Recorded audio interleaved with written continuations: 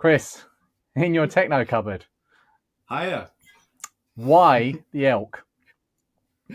Well, I had growing up. I mean, I never didn't have any experience with electrons growing up. We had two BBCs when I was young. I don't know what my parents were thinking. They had both a Model B and then upgraded to a brand new Master. And after picking up the nostalgia bug during the event, I was like, "Oh, I really fancy getting back into the Acorn world." But with my tiny little flat, I really couldn't justify the size and the cost as well. They're getting quite pricey, the Beebs. But then I think I just through my watching YouTube, I had discovered the Electron a bit more, and that just seemed the perfect fit. It was just a neat little machine and wasn't too expensive with the prices on eBay. And I thought, yeah, okay, that could scratch the Acorn itch, I think. So yeah, so I set my sights on an Electron. So the first one that you got, was it broken?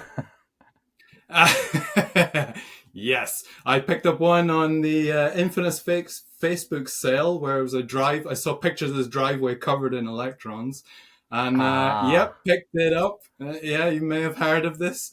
And I picked it up, and I was thankful the case was in really good condition. It was very poorly packed. The case was in good condition, but I had a little peek inside, and yes, no ULA. And yeah, my heart sank because without a ULA, your electron is a brick, really. So I went crying about it on Twitter, left a few messages bleating about my sad electron. And then it was Twitter user Scurvy Geek got back to me and said, gave me a little ray of hope and said, well, I think there's a few people working on ULA replacements, which I was like, ooh. So I did a bit of Googling, kind of looked it up, and found that, yeah, there was a couple of boards that you could get. It took a bit of hunting. It wasn't easy to find these projects. It took a bit of hunting. But eventually I did find two boards that people had made. There was one by, it was a man called Philip Pearson, who's known as Mylan on Stardot. His was the ultimate board. And then there was another one that was called the basic board that was done by Anthony Burgess, who's known as Budgie on Stardot. And both of these were cool, but they were both from a perspective of trying to improve the electron. They were both seen as kind of advancements. So they were all born of an idea from David Hitchens, who mooted this idea of, could we create an ultimate electron project? And so both these boards had that in mind. And because they were kind of advanced, they were kind of fixing a lot of deficiency with the electron. They were making it faster, adding more memory, adding VGA output. They were just kind of going beyond the kind of stock electron experience. It did make them a little bit complicated, a wee bit more expensive than I was expecting. And then they were both just victims of the chip shortage. So neither were really a feasible option for me. So I kind of thought, wow, could I fill a niche there? Is there just a bog basic, I just want the elk to be an elk. Could I just find a bog basic electron replacement? So I thought, ooh, how hard can it be? Well, let's give it a go. There's these projects here. Let's see what they did. Can I just do that? What? So I just dived in and got stuck in. But see, you make it sound so easy. Like, my mum should be doing this. So what sort of background do you come from where you've got actually this knowledge to put something, or to even conceive of thinking about attempting to make something as complicated as what this is, in your own cupboard at home? I have no idea because I don't have a background in anything electrical engineering whatsoever. I did computing science. I'm a computing scientist. I did that at university, but that was kind of mostly just programming. And actually my career was web development and other kind of support duties and stuff. I never really did much coding and things. So I just have, what would it be? Just an endless curiosity. So it's just pure obsession, I think. It's just I get reading and start going, ooh, could I do that? And I think I don't know that I'm not supposed to do it. I think that's it. I think I don't realize when I'm in over my head. I love that. Completely. That and I just can't help but I just love, I will just dig up what people have done, and I'm desperate to know how they did it. What is it? Where is it? Where is it? And I'll just pinpoint and focus in on where is the solution. So having these two available boards there and open source, it was really good of them. They completely open sourced it. I could pour over the code and start digging in. What does this mean? Why is that? What's this for? And yeah, eventually kind of started piecing together. When it came to me actually going, how would I build one of these? It was both those boards took there was a code base produced by a man called Dave Banks, who's known as Hoglet on Stardot. He's half of the brains. Yeah, indeed. Yeah, half the brains of the RGB to HDMI project, and a load of other. I mean, he is genius level because he is the one that wrote originally the what's known as the VHDL. It's the description language for the programming language for the FPGA, which just describes how the ULA actually works. And then he also added in all the other bells and whistles that those ones could do. So that it's mode 7 support and extra turbo modes and lots of other really fancy stuff.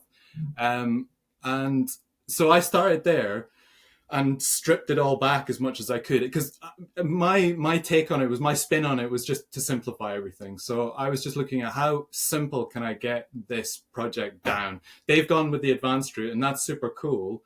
But can I just go the other direction? Can I pull it back and just strip it all down? So I took his code base and I hacked it all back. I got books on VHDL so I could actually understand what it was actually doing, and stripped it all back. But I couldn't get it to fit on the CPLDs, which was what was my approach was going to be about. I'd done a little bit on SPLDs, GALs, PALs, so the very simple programmable logic. And I thought, ooh, I could probably manage CPLDs a little step up. That's probably my comfort zone. But I couldn't get that code to fit on any of the available ones that I was looking at the Xilinx range, and none of them seemed to be big enough to take the code base. So I actually thought I was going to give up at that point. I was going to be throwing the towel, say, yeah, no, I'm done. FPGAs just seemed another planet, way too complex for me. But just at that time, I was looking at it, I started Eric Schleifer, who's known as Tube Time, who's a reverse engineering wunderkind. He's done a load of great stuff on the PC side of things. He released the graphics gremlin, which was an ISA card which could do CGA and MDA on an FPGA. And he open sourced it entirely, again, like huge kudos. And I could basically crib the basic FPGA plumbing from the graphics gremlin as my basis to build upon, to do my own spin and add the little bits I needed to get it going on the Electron for ULA.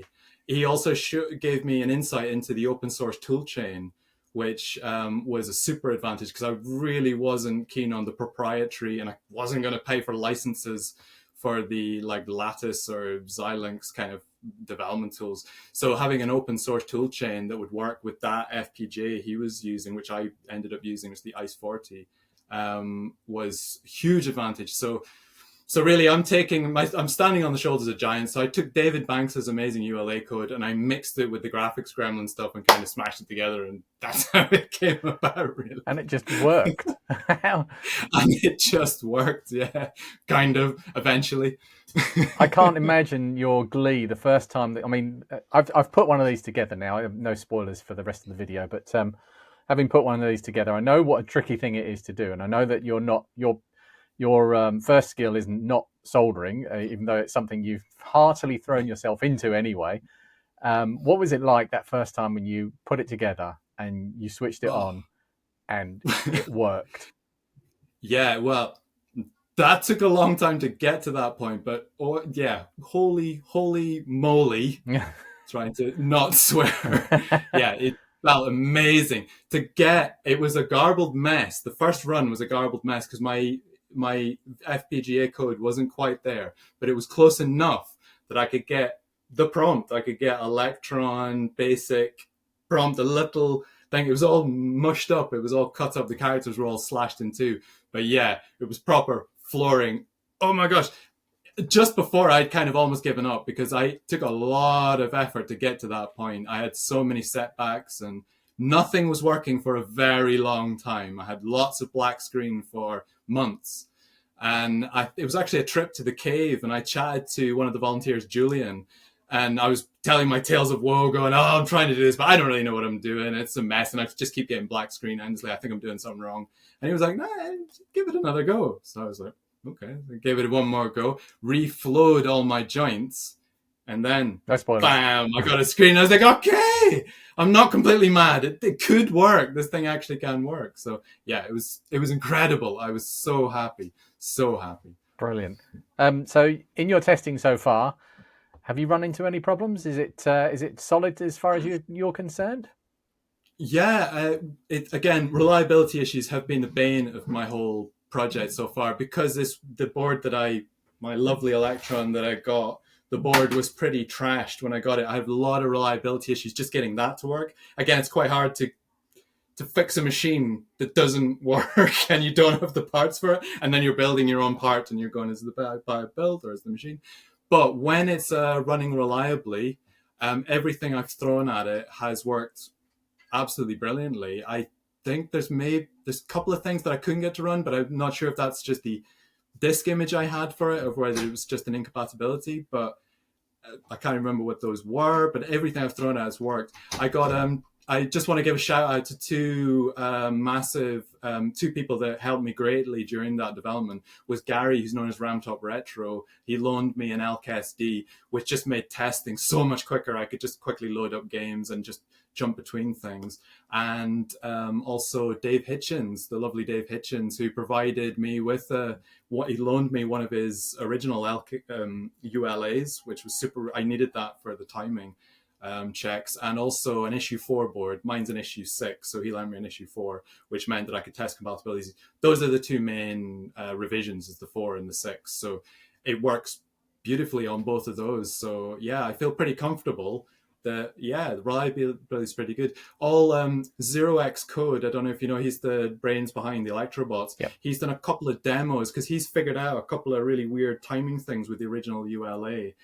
So he does this bouncing basketball demo and a thing called vertical rupture, which makes a grid kind of flow. I don't know what it's doing, but it's something clever. And both of those run just as they would on an original Electron ULA. So yeah, I feel very confident that it's absolutely amazing. I'm just astounded that someone on their own. I know that you've taken other people's projects further, or in some cases further backwards and shrunk. Yeah, but you've nobody else did it. It's you should be incredibly proud of what you've done. Do you have anything more to add to this? Is this the final iteration for you, or are you just letting this out into the wild and see what happens? Yeah, I feel like at the moment I've kind of put in as much effort as I'm prepared to and can do right now. My projects are never finished. There's never an end. It just carries on and on forever. But I feel like I've got to a point where it's good enough that it shouldn't just sit and rot on my workbench, kind of half done. So I kind of drew a line, and working with you has actually been a really useful to help me kind of push it to a kind of first release kind of level. So I appreciate your help there. I feel like this is good enough now to get out there. Other people can start using it, and yeah, I don't feel like it's just going to immediately fall over and crash. So it's a good first version. I'm probably going to come back to it at another point and make little tweaks and improvements, but might be for a while. I'm kind of excited about working on other projects for a bit. I know that. It's been about 3 years of work or something like that, on and off for like 3 years. So yeah, it's taken a while. So if somebody's got one of these hollowed out Elks with no ULA inside, what do they do now? Are they going to be available to buy? And if so, how much are they going to cost? And can they make them themselves? Firstly, I'm open sourcing everything I've done. So I've tried to package up. I've been spending the last few weeks packaging up what I've got into kind of easy to digest Gerbers and pick and place files, the BOM. So all the manufacturing details should be out there, bit of documentation. So hopefully it's fairly easy for others to kind of start producing them. I'm going to do a batch. I'm going to do like a last batch of about 10 or so. I don't really have the capacity to be starting to produce dozens and dozens of these. I'm also not sure what the demand will be really, but so I'm just going to do a batch of 10. I'm going to be putting a post on Stardot forums, so if folks are interested, they can come there. If you're doing it yourselves, I think components wise, you can do it for around £25 ish. That's for a batch of 10, so it varies. It varies and depends on how many are being done. I'm going to be putting up boards for fully tested and assembled for about £45, and I'm also going to have a kit option for about 34, so folks can do the last like assembly. Most of it will be mostly assembled. It's just last attaching the FPGA and joining some stuff together. But thankfully, none of the passives. That's the killer. Assembling one of these from scratch with the passives and everything, highly don't recommend from personal experience. Ask me how I know. It's not fun doing every single one of those 0402 SMD parts. Yeah. So yeah, if people want to get one, there'll be a thing on Stardot forums, and if demand is high and everybody is super keen, then I might do another batch. But I'm just committing to doing just one batch of 10 and see how it goes. Finally, what are your hopes for this thing you've created? Well, firstly, it's just that folks that end up in a similar position to me with dead elks or missing a ULA or whatever, the case is beautiful. It's such a lovely little machine. So I'm really hopeful that some of those can kind of come back to life and give people enjoyment. Secondly, I'm also hoping that if an idiot like me can build one of these things, then, there's hope. Other folks that might be inspired to give it a go too. The bare bones of the project is, you take it, figure out how to build your own FPGA board, because I did it from the graphics card, and take mine, just copy it, just crib it. And if you look at stuff like the Mr. project, there's thousands of chips out there that have been documented on how they work. So world's your oyster. So yeah, I hope that other folks get the appetite to just give it a go. And I would say just give it a go. Just get stuck in, see how far you get, because you never know. Brilliant. Thanks, Chris. No worries. Thank you very much, Lee. Thanks for having me on. There's actually one little other name check I wouldn't have minded doing, which is if people wanted a fancy, like if people are looking for a more upgraded one, I would like to point people at Budgie's basic board, because the FPGA for that is becoming available now. And so if people are looking for a great big upgrade project with Mode 7 and to really advance their Electron, they should definitely go and check it out. So you'll be able to find a link to that in the description.